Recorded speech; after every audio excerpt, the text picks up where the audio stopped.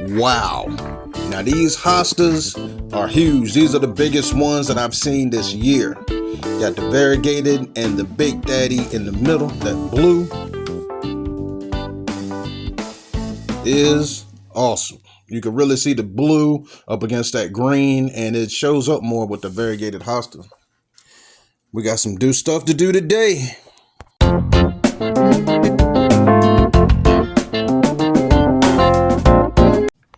All right, we got the two cute Silenia begonias in the front, and look at that little tiny creeping Jenny hanging down the front with the white petunias on the corner with buds waiting to open.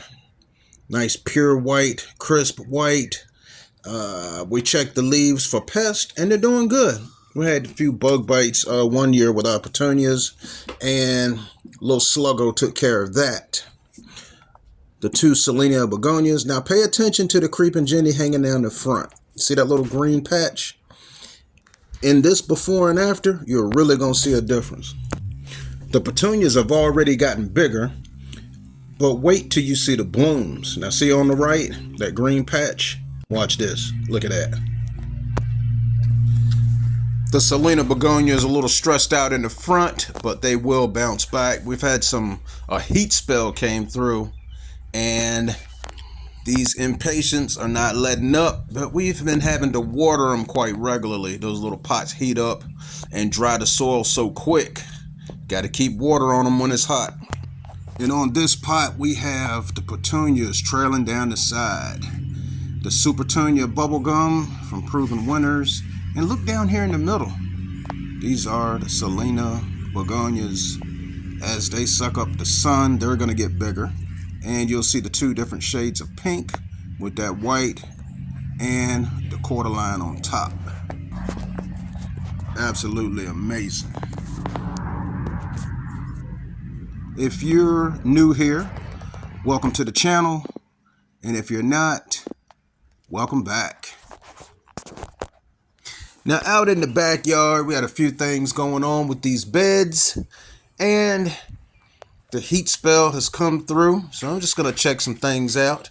Back, I'm going to say about 3 weeks ago, this is how the blanket flowers looked.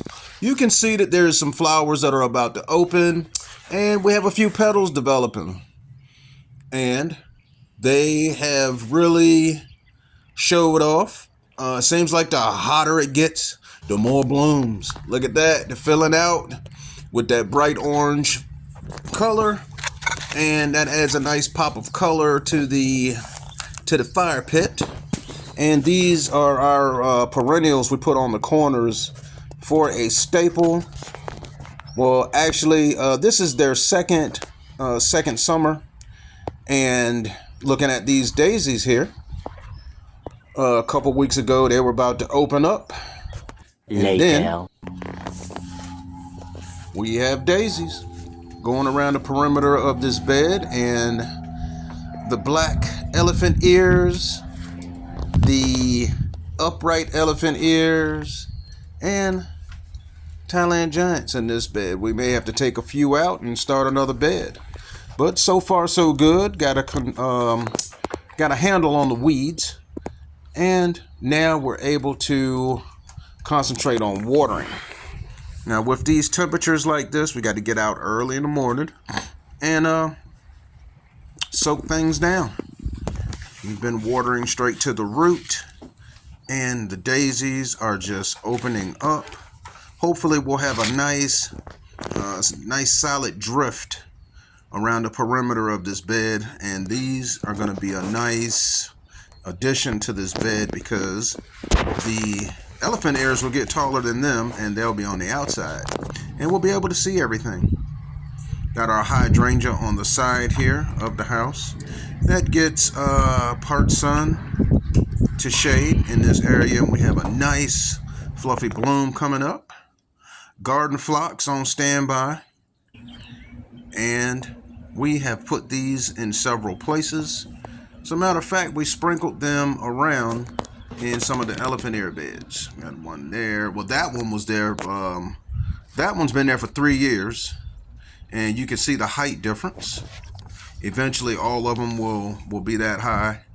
And this one back here, first year. And look at the veins in this elephant ear. The garden phlox and our hydrangeas. Can't wait till they open up. I was glad to find some hydrangeas that can handle full sun, because years ago, all of the hydrangeas that I've ever dealt with were shade plants. So now we're fortunate to have those able to bloom in the sun. We have our Esculenta elephant ears with that dark velvety matte finish on the leaves, and the two elephant ears. We have our Alocasias here, upright elephant ear. Look at the size on that. That's already bigger than my hand, and we're going into early July. This right here, yeah, this was filmed, as a matter of fact, yeah, the end of June, around the end of June. And in zone 7 right now, things are getting really hot. We have a heat wave coming through, and it seems like everything in this bed, matter of fact, everything in the yard is handling the heat. We made a conscious effort to use plants that can handle it, the heat, because sometimes we're not able to water as planned, and we want something that's able to be okay if we miss a watering. So garden phlox is added onto that list of plants that can handle the heat, and they get a little height in your garden. Now, if you have a garden with low growing plants and other flowers, garden phlox are good to put in there. You can put them toward the back and put your shorter plants out toward the front. We have some Gerbers here. Unfortunately, we don't have the blooms to show off. Oh, there's a Vinca here. I know exactly where I'm going to put this. We're going to put that in our pot in one of the beds. But first, let's soak them down. Got this metal pot, this metal pan that we bathed the puppy in. And we're just going to let them soak up some water and get really hydrated, because today is hot. I don't advise planting in the heat like this, but they are safer in the ground than they are in the pots, because the roots will definitely dry out if we don't get them in the ground. More leaves opening up on this Thailand giant, and look at the veins and the detail in those leaves. Absolutely beautiful. And we may just go with just pink in here with the hydrangeas and the elephant ears. Just keeping it simple. And if we choose to go with another color, it will definitely be something that can handle the heat. I'm going to pull this mulch back and put in another garden phlox between these two plants. Try to center it. This bed's not supposed to be what you call symmetrical, but we're going for balance. So I'm trying to, center this garden phlox between the other two plants. We pulled the mulch back and put a little water in the hole. And while the plants are soaking,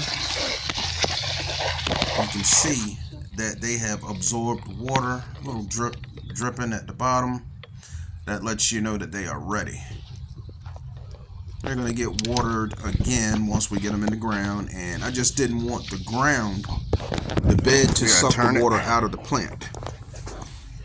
Okay, so we got this in place, and we want to have the root ball a tiny bit above the grade, so that when we push the mulch back, the mulch won't be up against the stems, and it's ready to go. So now that we have started watering, see, we have water at the bottom of this hole, and you see that it's just sitting there because It's soaking in. We got some good drainable soil here. And a little bit of sand is mixed in with some Miracle-Gro for drainage. And the water under, okay, now it's starting to soak in. It took a while at first because it was so dry, but this is going to be some excellent soil for this plant, for your garden phlox. So garden phlox is another plant that can handle the heat. And you get a twofer. It's also a perennial. It'll come back for you if taken care of properly.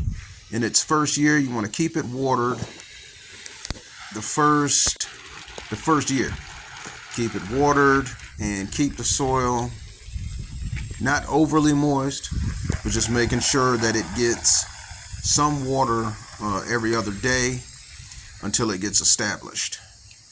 Now, each zone, it's going to be different as far as your watering. Depends on if you're in a humid area or a dry area. Now, a telltale sign of needing water with the garden phlox is that the leaves will curl up, and it'll visibly show you that it needs water. Just having to know what to look for. The leaves kind of curl up just like they do on vincas. Now in this bed here, this drift on the outer edge, these are daisies, and this front cluster has already started to open, and we are just going to be watering that and making sure that that stays beautiful. Have our big yellow urn pot here with our star to show, the purple petunia that I did not get the name for, but look at the shades of color in that petunia. If you know the name of this one, comment down below, because we went back to get more, and not only not having a tag, all the petunias were gone. Now in this space, the garden phlox are being used toward the back of the bed because they're taller than the Gerbers, and we're gonna have a nice color contrast here, and it's gonna bring some pop to this space. The soil is really good. Look at this. Nice rich soil and drainable. Got some healthy roots on this, and it's ready to go. We put in these along the fence and staggered some Gerbers in between, and we were going to definitely keep you updated on these because these are full sun plants, and this space here really gets a lot of sun. I'm definitely sure it gets more than 6 to 8 hours of sunlight. So that is the space here being filled in with color, and we're going to keep you updated. Look at this Gerber down here. Petals developing, and we have some creeping Jenny on top of a stump here next to a beautiful rose. This long stem rose here is nice compact petal rosette, and a hosta with some tall spikes. And this pot here has a begonia with trailing creeping Jenny and a paint splatter caladium. Now that is a nice combination. The flamingos over here. Haven't seen a flamingo in a long time. But hey, to each his own. And more roses. Strip of grass back here to keep things, to break up the rock. And if you like this content, check out some of our other videos.